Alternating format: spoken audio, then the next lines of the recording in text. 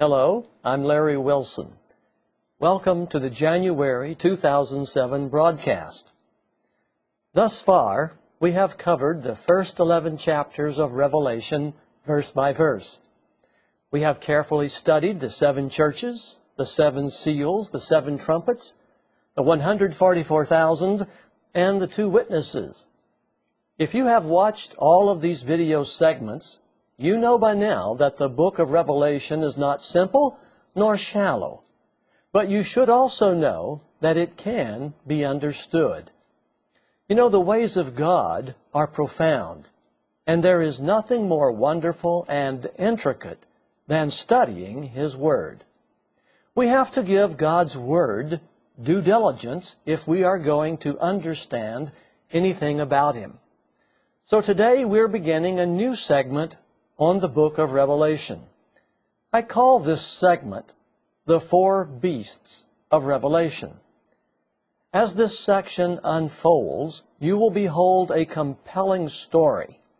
You will learn about a great contest that has been going on between Jesus and Lucifer for a very long time. You will also see this ancient conflict transformed into a story that ultimately involves you and me. You know, apocalyptic prophecy is a process that has been unfolding for thousands of years. And we are living at a time when Jesus will declare that there will be no more delay. The 144,000 will be selected and sealed. The 4th seal will be broken. The 2 witnesses empowered, the censer thrown down, and the first trumpet will sound. I hope you have already noticed the marvelous harmony that comes from the sum of all of these prophetic parts. The books of Daniel and Revelation, when properly understood, produce one huge, harmonious story. And this story is so wonderful and comprehensive, it is very difficult to tell. If you don't believe me, just try telling it. Now, our study on the 4 beasts begins with Revelation chapter 12. This chapter contains a short prophecy and the beginning of a long prophecy. The short prophecy is made up of verses 1 through 6. And verses 7 through Revelation 14:5 make up the long prophecy. Now, when both of these prophecies are put together, they allow us to see and understand things about the devil that would be otherwise impossible to know. Now, I want to take you to the computer screen because I want to put this in print. I rarely say anything profound, but I have something profound to say to you today. Here it is.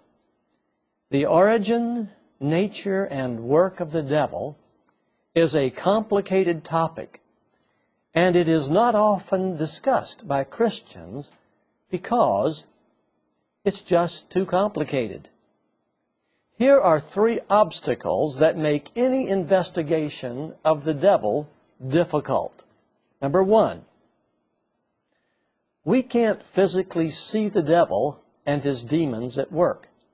So it is very difficult to determine what they are doing and how much they actually contribute to the rebellion and suffering that we see everywhere. So we can't physically see the devil. Second, here's a major obstacle when studying the devil and his demons. When we study the behavior of human beings, it is very difficult to determine the devil's participation. Here's what I mean. We know that human beings have the power of choice, and we know that everyone is born with a carnal heart. So this means people can choose to do, and they do choose to do, wicked things on their own without any help from the devil. Because human beings have the power of choice, it can be very difficult to determine what role the devil may have in some horrible act. For example, a murderer.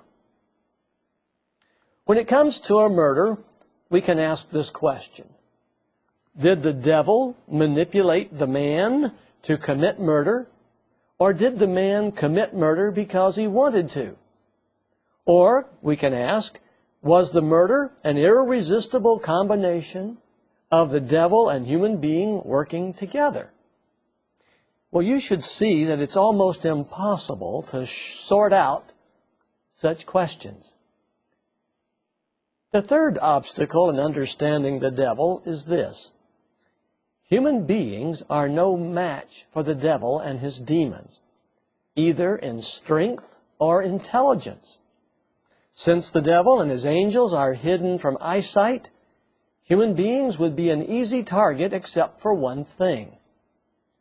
God has a host of angels on earth constantly battling with the devil and his angels to ensure that human beings are free to exercise their power of choice.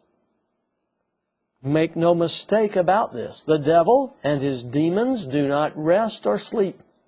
They are working around the clock, 24 hours a day, 7 days a week. When one time zone goes to sleep, the devil and his demons move on to the next. The devil and his demons don't sleep. They are in motion, constantly moving around and round the world, stirring up the angry emotions and evil passions. And I might add, there are some cities that never sleep. Cities like Chicago, New York, Miami, Las Vegas, San Francisco, and Houston. And in these cases, the devil keeps a den of demons in such cities at all times. Now, many people do not believe in a devil. Many people do not believe in demonic possession. Many people who believe in a devil have no idea that Lucifer and his angels were once in heaven. Most people do not believe the coming Antichrist is Lucifer. So you can see there's a lot of confusion about who the devil really is. Down through the centuries, artists have rendered the devil as an evil, man-like creature. He is red and he has horns. He has a tail and a pitchfork. This imagery, no doubt, rises from Revelation 12, where the devil is portrayed as a great red dragon having horns and a tail. However, truth is, the devil was once a most beautiful and glorious being. And he is delighted when people think that he is ugly and scary looking, because he usually presents himself to us, that is, human beings, robed or disrobed, as the case may be, in beauty and innocence. He is a master at illusion and deception, and he and his demons are the most underrated force on earth today. In fact, many scientists think that Satan and demons are myths, figments of uneducated imagination, a superstitious holdover from the Dark Ages. They reason that if there is no God, there can be no devil.